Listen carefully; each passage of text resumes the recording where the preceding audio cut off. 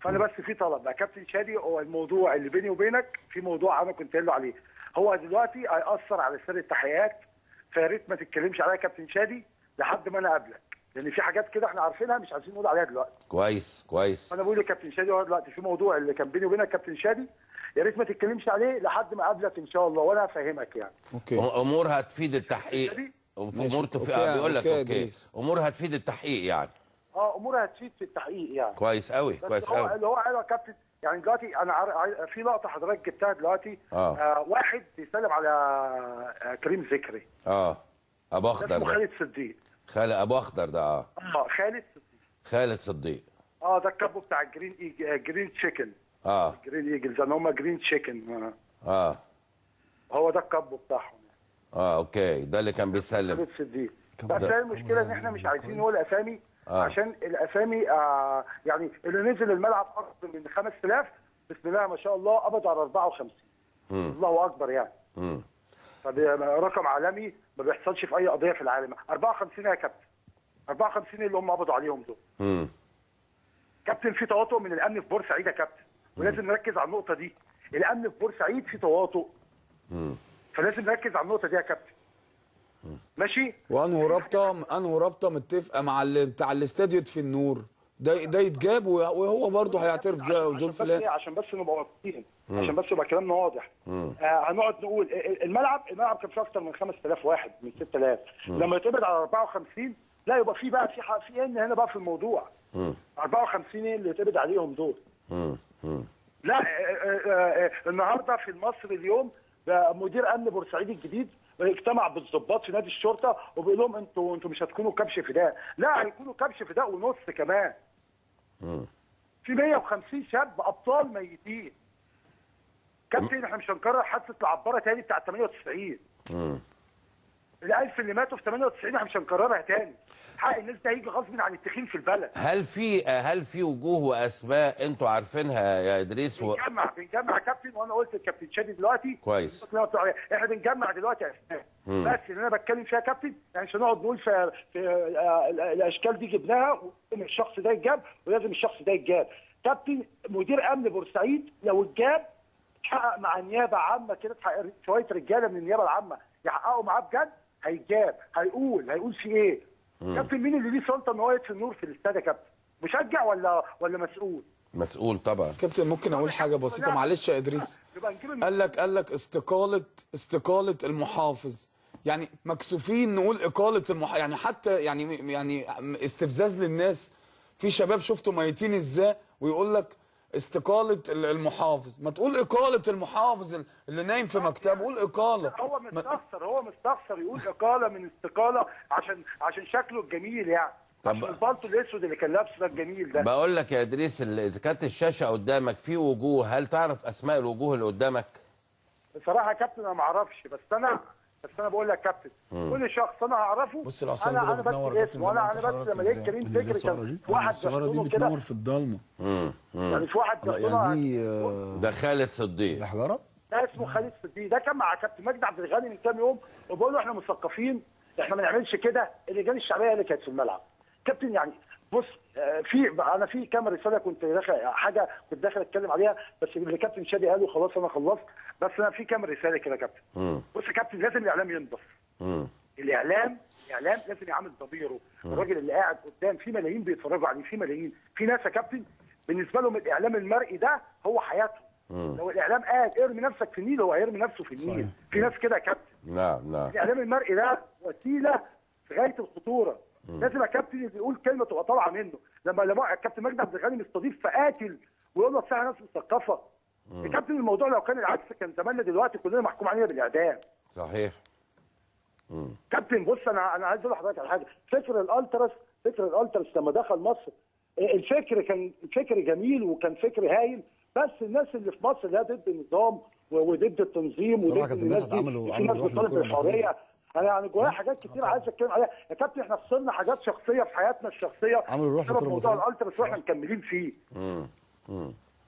يا كابتن عمري ما كان فكر الالتراس فكر همج. امال ايه اللي حاد بالروابط للاحتقانات الرهيبه ادلنا؟ الاعلام هو السبب، الاعلام هو السبب يا كابتن مدحت. ازاي؟ قول لي ازاي. هقول لحضرتك ازاي. لما يطلع واحد زي فؤاد فضل في يوم 30/1/2012 مع حضرتك، وانا ليه عتاب على حضرتك في الموضوع دوت يعني. مين فؤاد فضل ده؟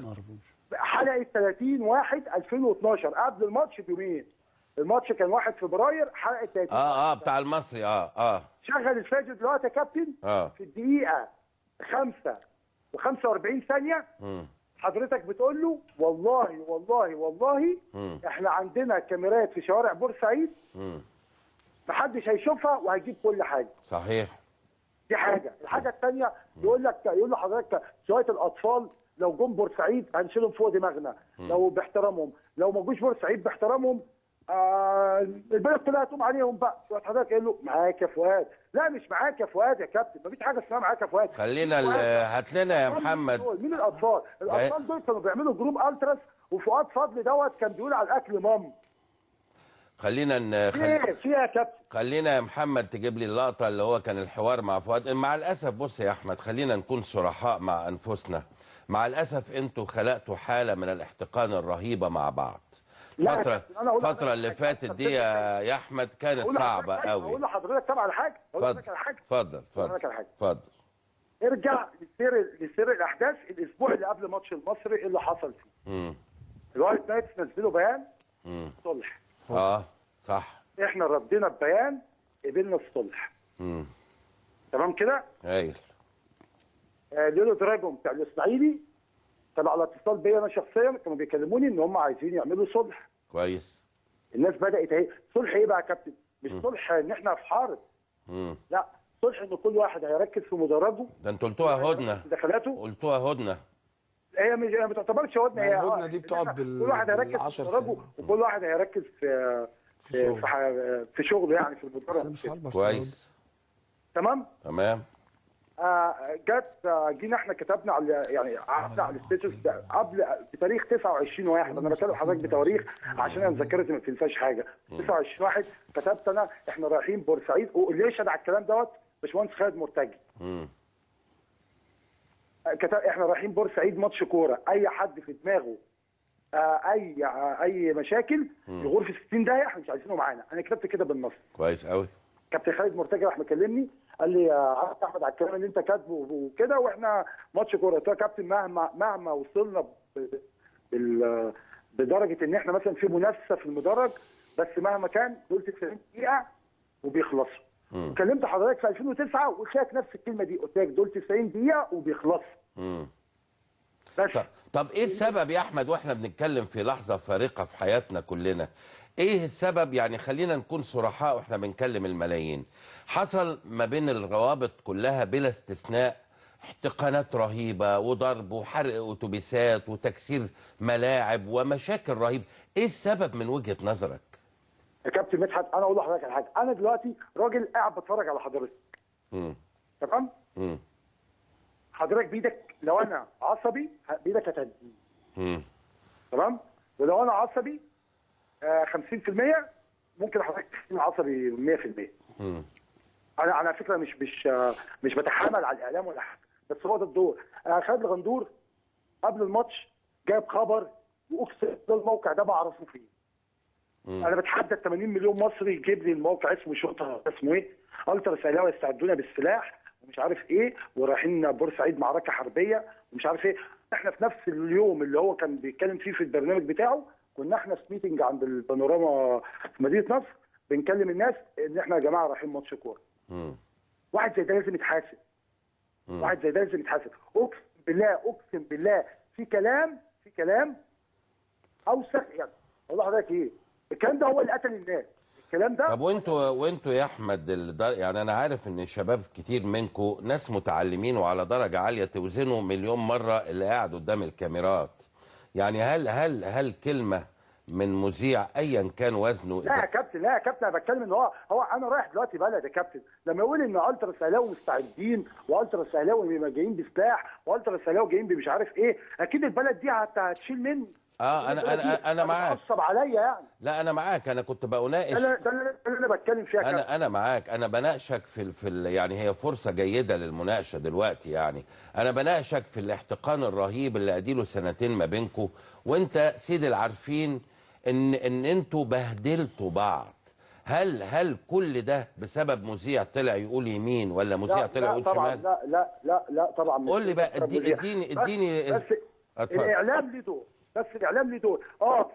في ناس في روابط صغار السن ممكن يكونوا ايه يعني مش تفكيرهم اللي هو لحظه ان هو عايز يبقى قوي وعايز يبقى كده. كنا احنا اللي بنقدر نسيطر عليه، اللي ما بنقدرش كنا بنخرجه بره. يا ادريس في احتقان تاريخي ما بين الخط القناه كله مع النادي الاهلي. يعني الواحد قعد 11 سنه بيشوف الوضع ده، في احتقان ده تاريخي، بس زاد السنين اللي فاتت. فاتت. خلي بالك مش بس الاهلي والمصري يا شادي، يعني النهارده الاهلي واللي بتاع ده المصري والاتحاد السكندري، الاهلي والزمالك، وما كانش اتحاد، الاهلي والاسماعيلي، الزمالك يعني النهارده.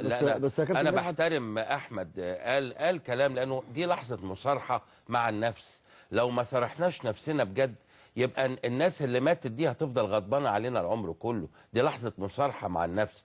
هو قال لك في ناس صغيرين في وسطينا بالرغم ان احنا بندي تعليمات وكذا وكذا، لكن عندهم ارتداء توب البطوله، ودي اخطر حاجه. طب شايف الفتره الجايه ازاي تترشد الحاجات دي يا ادريس؟ سهل جدا يا كابتن، سهل جدا. قول لي. احنا مفيش اي خطوه هنعملها الا لما الحق يجي. اوكي، ده كلنا كده بعد الحق ما يرجع. الموضوع مش هيتنسي والله العظيم يا كابتن. محدش هينسى يا ادريس. وحياة كل شهيد مات اقسم بالله ما هننام ومش هنرتاح الا لما حقه يجي. وانا بقسم قدام حضرتك وقدام اكتر من ملايين بتتفرج، واحنا معاك. اقسم بالله ما هننام ونرتاح الا لما حقه يجي. واحنا معاك. الا التراس اهلاوي بس، انا مش هقول لحضرتك اكتر من كده. واحنا معاك. الناس دي ما تتغدى. الناس دي لو كانت فيس تو فيس كده من غير سلاح، الله اعلم بقى كان ايه اللي هيحصل. الناس دي لو كانت فيس تو فيس من غير سلاح اقسم بالله، يعني اقول لحضرتك ايه، انا مش عايز اتكلم يا كابتن. الامن يا كابتن ليه دور في اللي بيحصل دلوقتي. الامن ليه دور في اللي بيحصل دلوقتي يا كابتن.